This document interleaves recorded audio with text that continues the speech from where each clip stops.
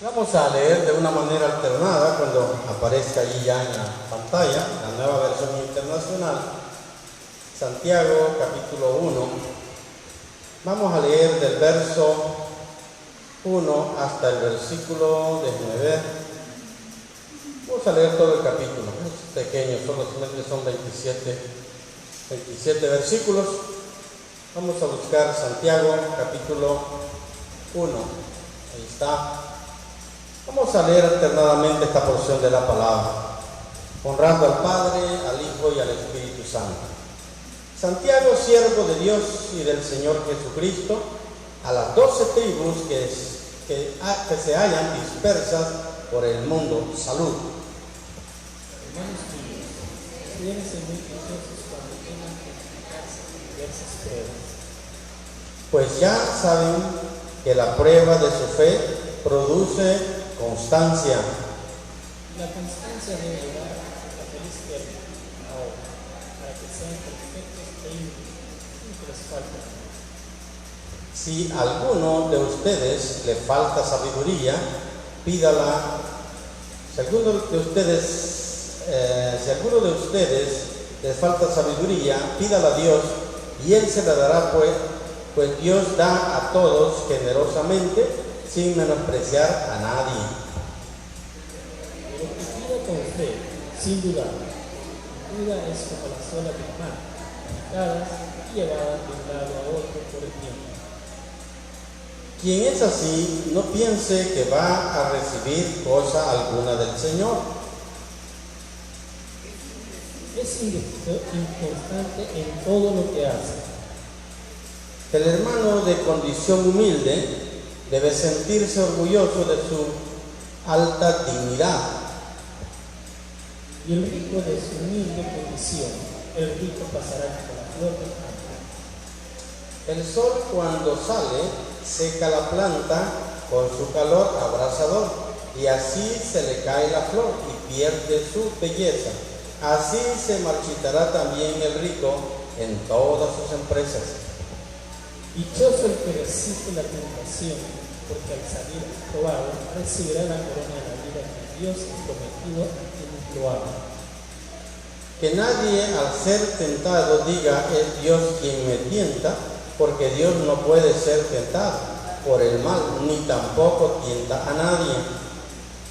Todo lo contrario, cada uno es tentado cuando sus propios malos deseos lo agarran y seducen. Luego, cuando el deseo ha concebido, engendra el pecado, y el pecado, una vez que ha sido consumado, da a luz la muerte. Mis queridos hermanos, no se engañen. Toda buena dádiva y todo don perfecto, dice, desciende de lo alto, donde está el Padre que creó las lumbreras celestiales y que no cambia como los astros ni se mueve como la sombra.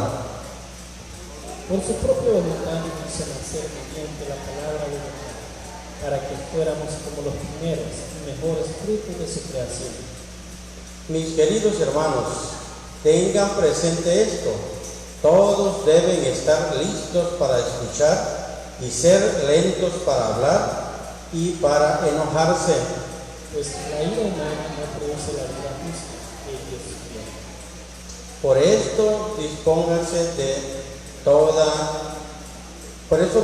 despójense de toda inmundicia y de la maldad que tanto abunda, para que puedan recibir con humildad la palabra sembrada en ustedes, la cual tiene poder para salvarles la vida.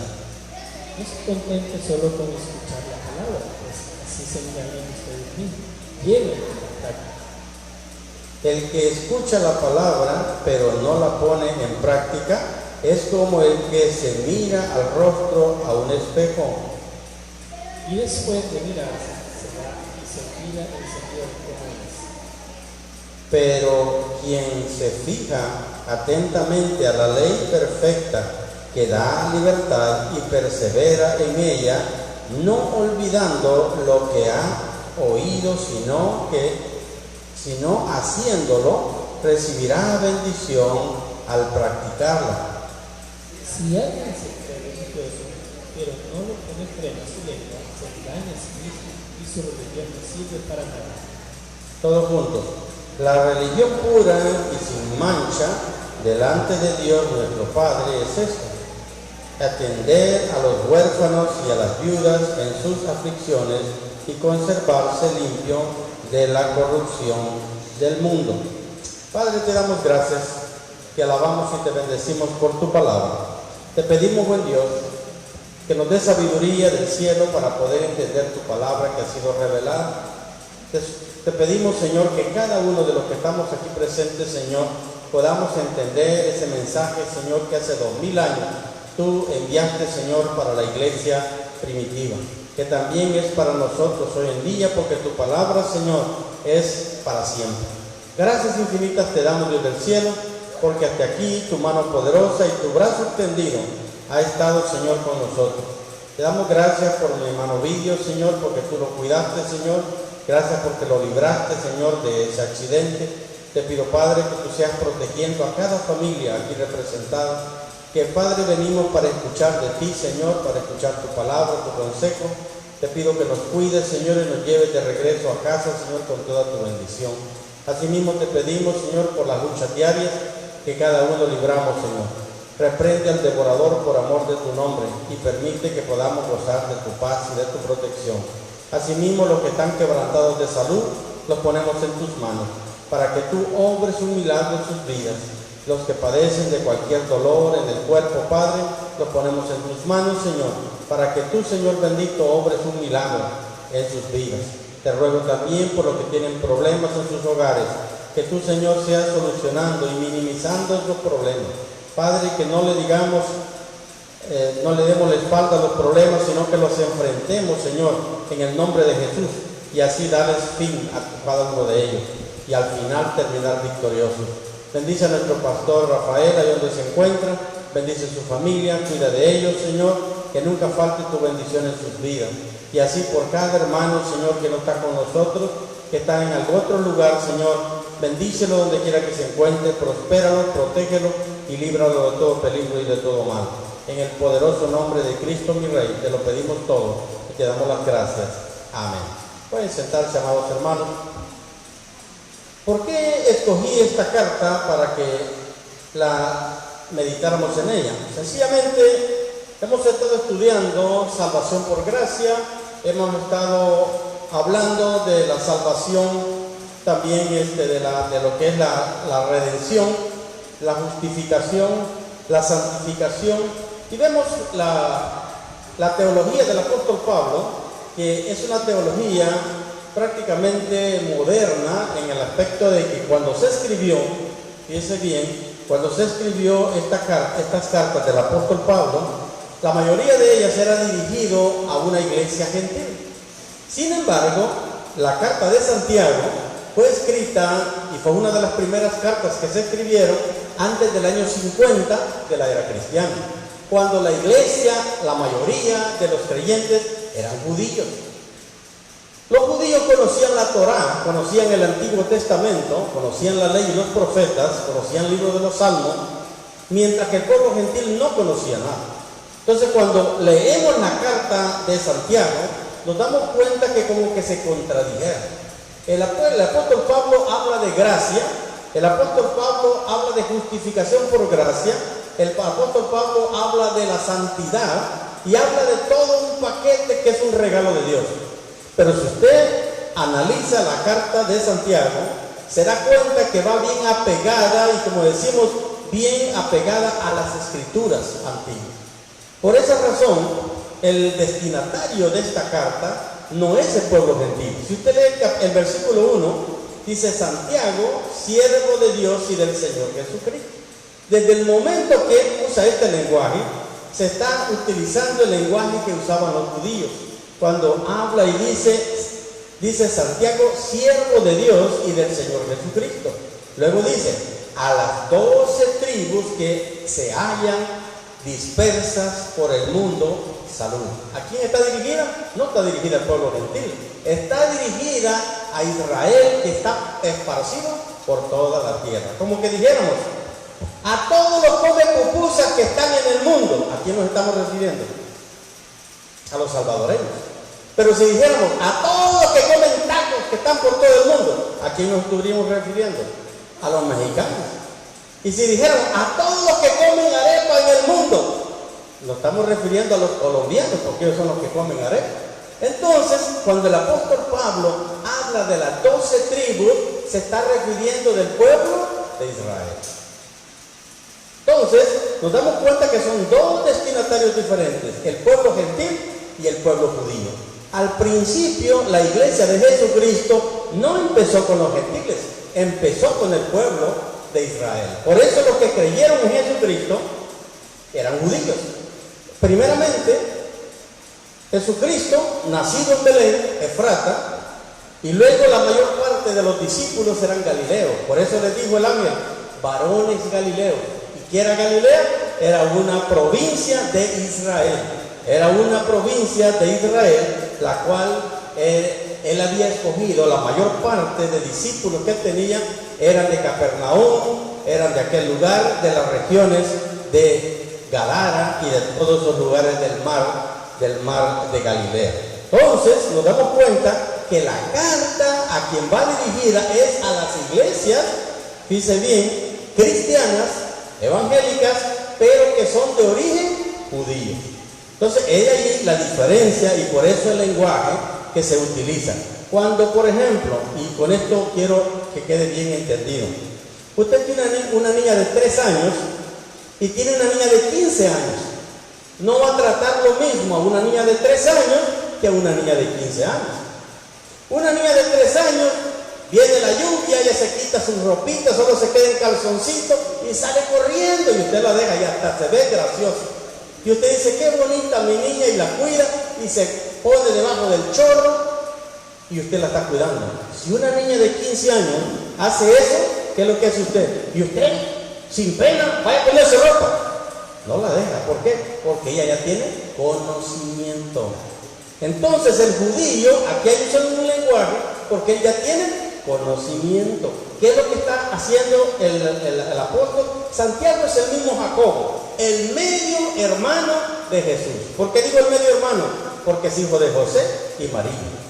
Y Jesús era hijo solamente de María, sin haber intervenido José. Entonces, el líder de la iglesia de Jerusalén era Santiago y le escribe a las iglesias que están esparcidas por todo el Mediterráneo, por todo el Asia Menor.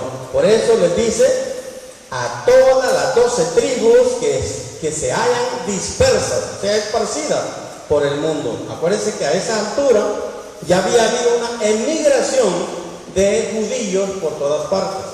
Unos habían ido a Antioquía, otros se fueron a Corinto, otros se fueron para Roma, otros se fueron hasta España, otros se fueron a Capadocia y se fueron a todas partes. Muchos de ellos que salieron eran cristianos y se fueron huyendo de la persecución de los romanos. Entonces, basado en ese ángulo, en ese punto de vista, vamos a estudiar la epístola de Santiago en esta ocasión para que veamos la diferencia entre los escritos de Pablo y los escritos de Santiago. Son dos enfoques diferentes porque son dos clases de personas diferentes, con una formación académica diferente. No vamos a hablar lo mismo a una persona que tiene un doctorado, que tiene una ingeniería, que tiene una abogacía, a una persona que con trabajo sacó 6º grado. No nos va a entender. Si nosotros usamos el mismo tipo de lenguaje, no nos va a entender. Entonces, Santiago lo que está haciendo es hablando bajo el lenguaje que ellos le van a entender, porque son judíos.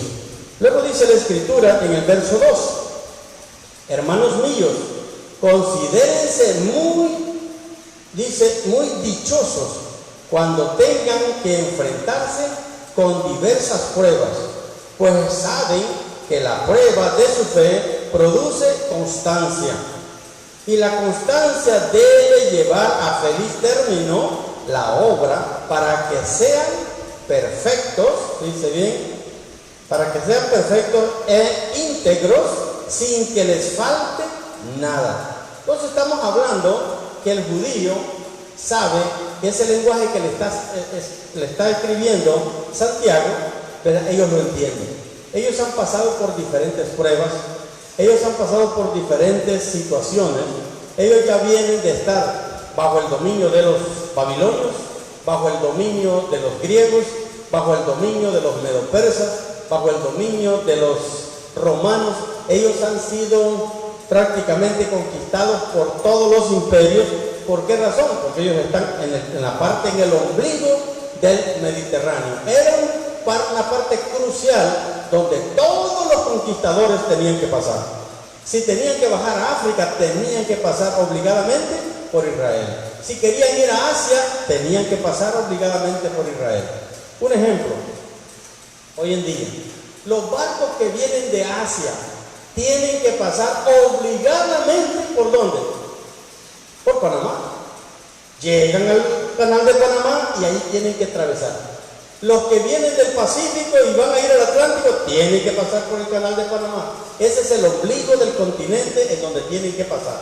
Por eso es que Panamá tiene, digamos, prácticamente esa influencia del mundo occidental y del mundo oriental, porque ellos están en ese cruce. A Israel le pasaba exactamente lo mismo. Si Estados Unidos estuvo metido en Panamá por 100 años, y en 100 años ellos construyeron el canal y lo estuvieron explotando, después de 100 años lo entregaron a los panameños. Ahora los dueños del canal son los panameños. En el caso de Israel fue todo lo contrario. Roma no entregó el dominio a Israel, al contrario, expulsó a los israelitas y quien quedó en su lugar gobernando fueron prácticamente los romanos. Llevaron a la gente que ellos quisieran, la pusieron a producir y mandaron a los judíos por todo el mundo. Entonces nos damos cuenta que ellos saben que si ellos aguantan un poquito más, al final va a haber victoria. Verso 5. Si a alguno de ustedes le falta sabiduría, pídala a Dios y Él se la dará, pues Dios da a todos generosamente, sin menospreciar a nadie. Acuérdense que sabiduría no es lo mismo la sabiduría humana y la sabiduría de Dios. Son dos sabidurías diferentes. Muchas veces nosotros somos inteligentes, somos astutos, pero no somos sabios. La sabiduría que proviene de Dios es algo muy diferente, se la da Dios. Hay personas que estudian, se preparan y logran tener, digamos, mucho conocimiento, pero no tienen sabiduría. Hay maestros que ellos saben muchas cosas. Cierto día yo tenía un cuñado, ese cuñado era maestro de matemáticas y de física, y llevamos unas conchas de ostra para picarlas y dárselas en la comida a la gallina. Teníamos una gallina. Y el gran maestro de físico y de matemática dice: métanla a la licuadora, licúenlo y se lo dan. Yo me puse a reír y le digo: ¿está bromeando? Y dice: no, probemos. No, hombre, no vamos a probar, le dije yo, porque esta licuadora no es trituradora. Diferente es la trituradora. No, probemos, le digo. Te digo que no, a menos que me dé los 100 pesos antes y echo a perder mi licuadora. Esto tenemos que martillarlo hasta molerlo todo, y eso lo vamos a mezclar con el maíz molido y se lo vamos a dar la concha de la ostra para darle fuerza al cascarón del huevo.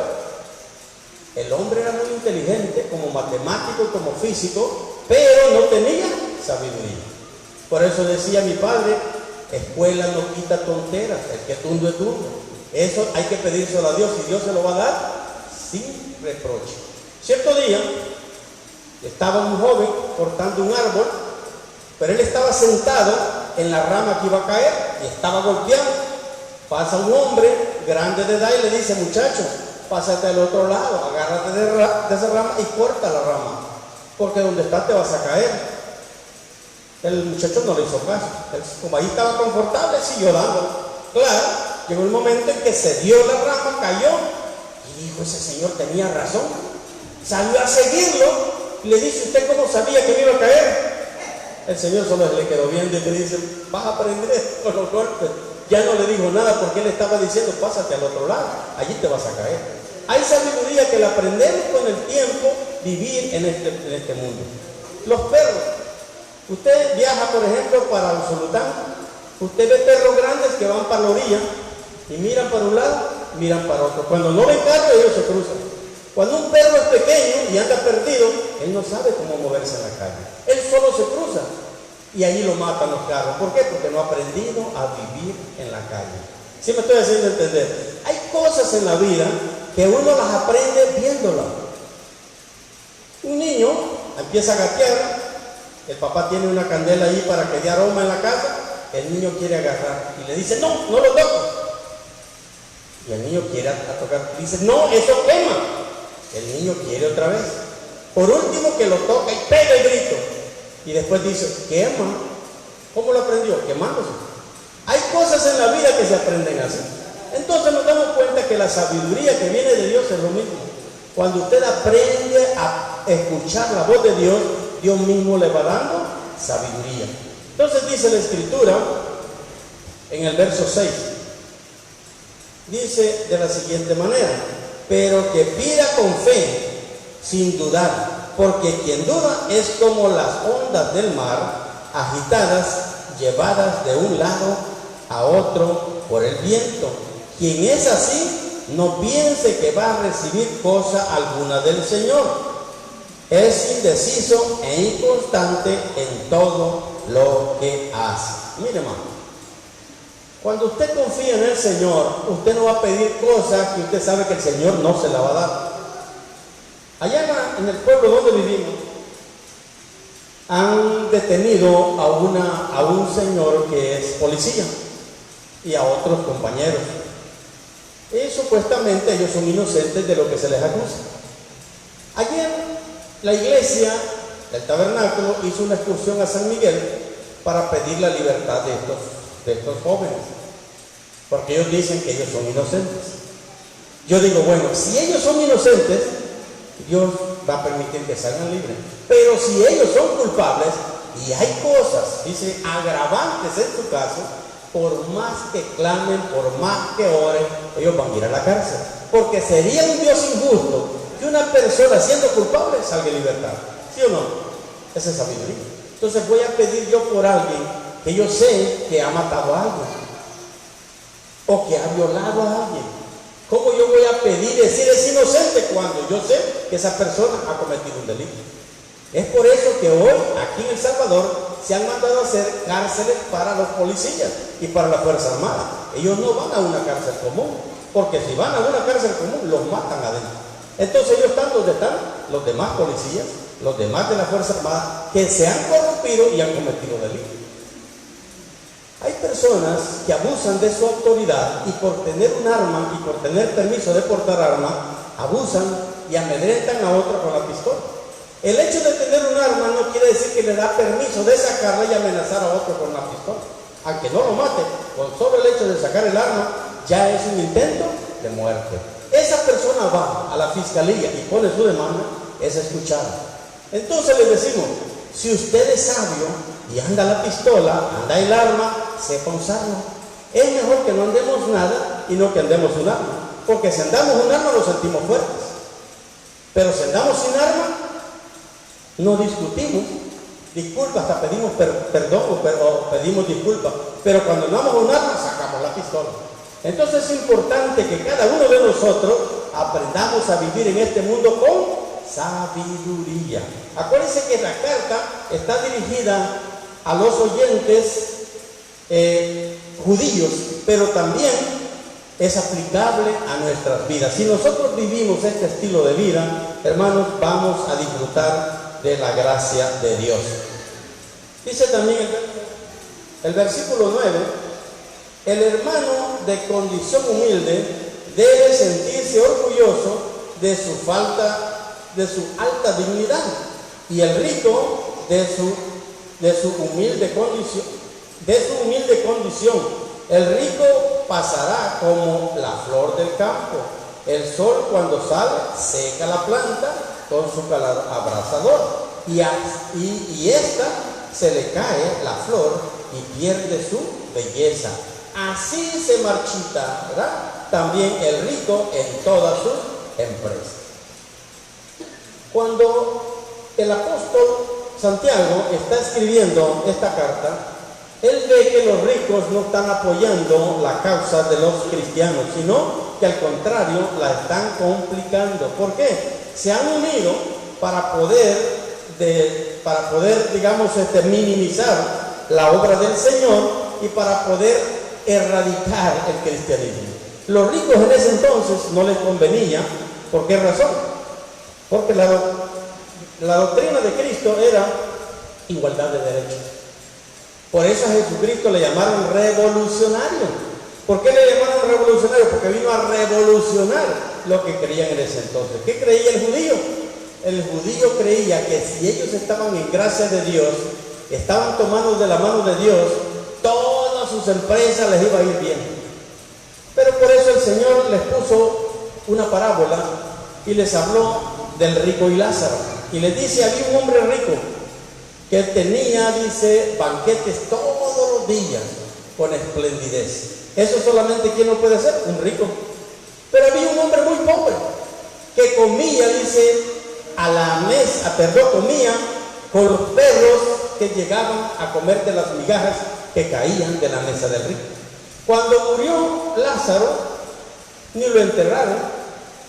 La costumbre era que lo envolvían en un trapo, en algo, y lo iban a enterrar. Y lo enterraron en una fosa común. Pero cuando murió el rico, dice la Escritura, que lo llevaron a enterrar y hubo gran lloriqueo de todos. ¿Por qué? Porque el rico se había muerto. Claro, los que iban a comer al banquete con él lo sentían. Entonces, cuando llegó el rico, llegó al infierno. Y dice que vio a Lázaro que estaba en el seno de Abraham.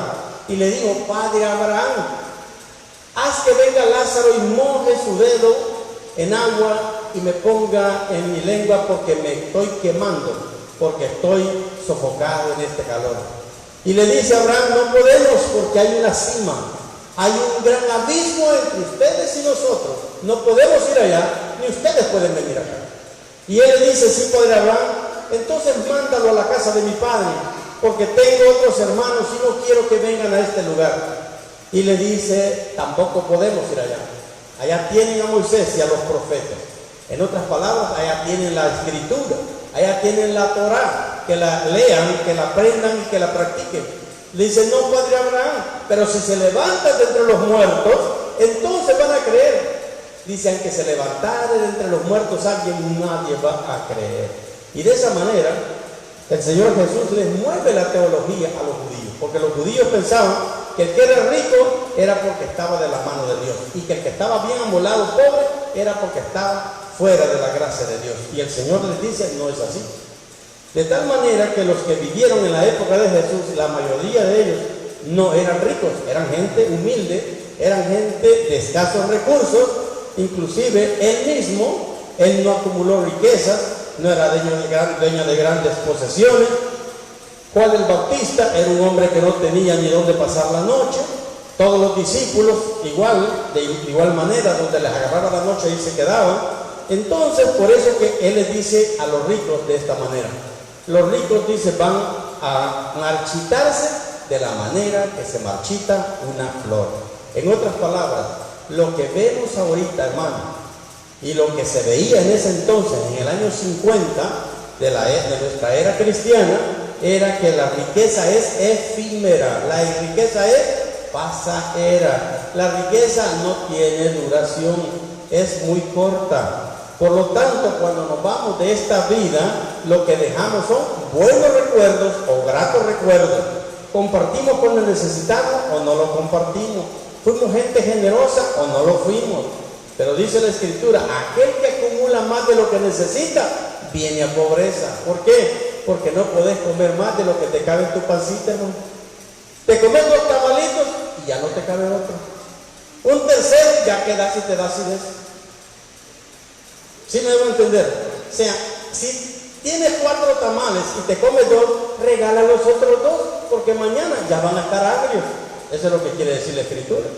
No tenés una docena de camisas, no te podés poner las 12 camisas. Si ves que a un hermano le falta, yo veo al hermano que siempre trae la misma camisa, descuidadito lo envuelvo bolsa y le digo, hermano, mire, tal vez le queda bueno, y le doy la camisa. Oh, gracias, hermano, me queda bien. Él es talla S, pero le doy una talla extra larga. Le queda como que es camisa de mudo, pero él le queda bien, ¿verdad? Entonces él se la pone, ¿verdad? Pero claro, yo estoy compartiendo lo que tengo con el que no tiene. Entonces cuando le damos algo a alguien, le digo, si no le queda a usted, regálelo, ¿verdad? Pero yo estoy compartiendo con esa persona porque para mí lo que tengo es demasiado. Entonces eso es lo que está diciendo la Escritura, que el rico no es malo que sea rico, siempre y cuando aprenda a tomar decisiones que beneficien a otros. ¿Por qué el mundo ha llegado a revoluciones? Precisamente por eso. La Revolución Francesa se dio en el 1700, sencillamente porque los ricos, los nobles vivían con holgura y la gente trabajadora vivía en escasez. Llegó el momento que la monarquía se acabó y tuvo que ver la Revolución Francesa, la toma de la Bastilla, y vino lo que fue la democracia posteriormente. Y así, en México de igual manera, los señores feudales, vino la Revolución de 1909 hasta 1920, precisamente por lo mismo, por los grandes latifundios, gente que tenía miles de manzanas y miles que no tenían ni una manzana. Por esa razón se dedicó a hacer la revolución, que fue una de las revoluciones modernas de 1900, que fue la Revolución Mexicana. Y así sucesivamente, los 12 años de guerra de El Salvador. ¿Por qué? Por la misma historia. El rico siempre sigue más rico y el pobre cada día más pobre. Eso es lo que se ha venido sucediendo. El rico no da a menos que se lo quiten. Y para evitar eso, ¿qué es lo que dice el Señor? Compartan, hombre. Si en la iglesia hay ricos y hay pobres, aprendan a compartir para que haya un balance dentro de la congregación. Pero esto es lo que dice Santiago, porque acuérdense que está escribiendo a los judíos, gente que conoce la Biblia. Luego dice la Escritura, versículo 12, dichoso el que resiste la tentación, porque al salir aprobado recibirá la corona de vida, que Dios ha prometido a quienes lo aman. Los dichosos, dice, los que resisten la tentación. Ya lo hemos dicho que la tentación no es pecado.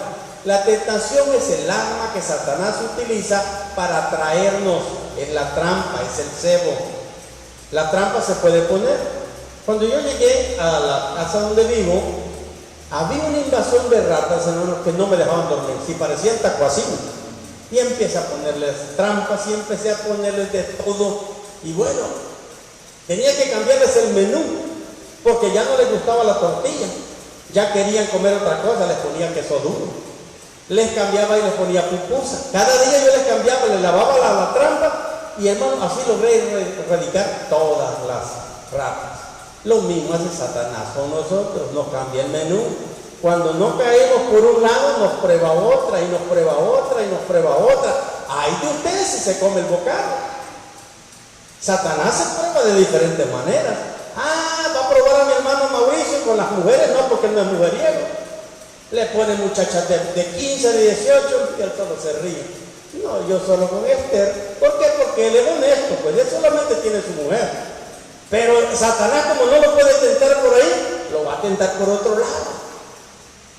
Y le va a poner otra tentación y él dice, ¿será cierto? Entonces él tiene que saber si eso es una tentación o es una bendición. Hay personas, fíjense bien, que van en el camino, están bien amolados, va una señora al mandado, se le caen $40. Él ve que la señora se le cae, mira para todos lados, le pone el pie, se agacha como que va a recoger algo, recoge el pisto, pero él vio de dónde se cayó. Y él ve, híjole, $40, y todavía dice, gracias papá, porque sabía que no tenía ni para comer. Eso no es correcto, porque sabe a quién se le cayó. A esa señora es la comida de sus hijos y de sus nietos. ¿Qué tiene que hacer? Señora, mire, aquí se le cayó. Pero muchas veces dice, si yo estoy bien amolado, este Dios me lo mandó. ¿Será eso correcto? No. Esa persona le va a hacer falta. O veo una bolsa que está mal puesta, miro para todos lados, veo que tiene ropa nueva, la agarro descuidadita como que es mi bolsa y me la llevo. Eso tiene un nombre, se llama robo. ¿Por qué? Porque alguien estaba descuidado, yo se lo llevé. Entonces tengo que saber, tener sabiduría, cómo actuar en este mundo. ¿Para qué? Para no caer en tentación. Satanás nos va a probar de diferentes formas. Usted va y paga en el super selecto, en cualquier super, usted paga con un billete de 20 y está pagando $18. Y la mujer le da 15.66 de vuelta. Usted está pagando $18. Tienen que darle $2 de vuelta. Pero la mujer está tan cansada que ha pasado todo el día trabajando y le da devuelto de más. Le da $14 de más y usted lo agarra, se le echa la bolsa. Esa pobre mujer que pasó trabajando todo el día, al final, cuando hagan el corte de caja, ella va a tener que pagar $14. O sea que ese día ella no ganó nada. Eso es injusto y eso es pecado. Aquel que sabe hacer lo bueno y no lo hace, le es pecado. ¿Qué es lo correcto decir? Mire, hija, aquí te equivocaste. Lo que tenés que darme son $2 según él. Ay, sí es cierto, gracias Señor, va a decir ella. Y cuando llegue a casa, ay, mire que fíjate, una señora que llegó ahí me salvó el día porque le estaba dando $14 de más, que no es ni lo que gana ella en el turno. Entonces nos damos cuenta que hay cosas en la vida que nosotros tenemos que ver si eso es, fíjense bien, sabiduría, tomar decisiones sabias. Dios no va a venir a decirnos la decisión que vamos a tomar. Somos nosotros los llamados a tomar la decisión sabia. Yo tengo que pagarle a la señora de la tienda que me ha dado fiado, me pagan y en lugar de pagarle a la señora de la tienda me voy a comprar a otro lado. Yo le debo $32 a la señora de la tienda, pero me voy por otra calle para no pagarle. Eso es trampa, eso es ser tramposo. Entonces hay que ir y pagarle y decirle, Señor, no me alcanzó, pero yo pagué lo que debo. Esa es la doctrina cristiana. Cristianismo no es venir aquí, ay, llorar cantando, no, es vivir cada día en sabiduría, en temor de Dios, saber lo que tengo que hacer. Ah, es que por dentro no hay cárcel. No, es que no se está hablando de eso. Estamos hablando de principios, de valores internos escritos en el corazón. ¿Te estoy haciendo entender? Es así como debemos de vivir. Pero si nosotros debemos algo y no lo pagamos, somos tramposos. Pague lo que debe, aunque se quede sin nada. No tiene que comer, pídale a Dios y Dios le dará. Si el alimento de los pajarillos, mire, yo tengo un palo de jocote ahí que hay unos que ya no los puedo alcanzar, pero el pajarital, las churas y los tacuacines que van a comer, yo le digo gracias Señor, porque yo no los veo, pero yo sí los veo.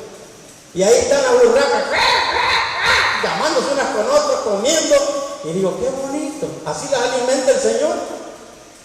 Entonces, por eso me voy a enojar y le voy a tirar pedradas. No, que coman, tienen derecho a la vida, ¿verdad? Entonces la vida cristiana, hermano, es sabiduría, viviendo, agradando al Señor en todo tiempo. Vamos a llegar hasta aquí porque el tiempo se nos acabó. Puestos en pie, vamos a dar gracias a Dios. Poderoso Dios y Padre, te damos gracias por tus bondades y misericordias. Gracias Señor porque hasta aquí tú nos has ayudado. Gracias te damos Señor porque sabemos Señor que tú tienes cuidado de nosotros y nada pasa desapercibido. Gracias infinitas te damos Señor por cada familia aquí representada. Te pido Padre que tú los lleves por tu bendición. Reprende al devorador por amor de tu nombre y permite que puedan llegar a sus hogares sanos y salvos. Asimismo te pedimos Señor por sus situaciones en sus hogares. Si hay escasez, provéeles Padre. Si hay enfermedad, sánales Señor. Ten misericordia de tu pueblo y ayúdanos cada día Señor a vivir en santidad delante de ti. Bendice a mis hermanos en donde quiera que se encuentren. Guárdales en el hueco de tu mano. Te lo pedimos Padre, no por méritos propios que tengamos, sino por Jesucristo tu Hijo amado, a quien sea toda la honra, toda la gloria, el imperio por los siglos de los siglos. Amén. Que Dios me lo bendiga, amados hermanos, y nos vemos el domingo con el favor de Dios.